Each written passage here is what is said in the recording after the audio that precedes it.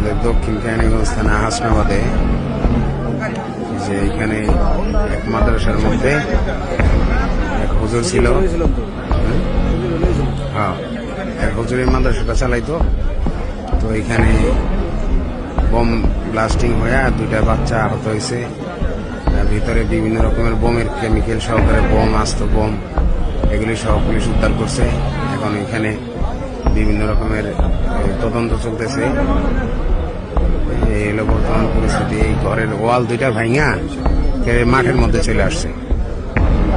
এই যে এখানে তদন্ত officer bomb disposal unit bomb উদ্ধার করছে। ওই যে এখানে বোম উদ্ধার করার পরে এটারে আপনার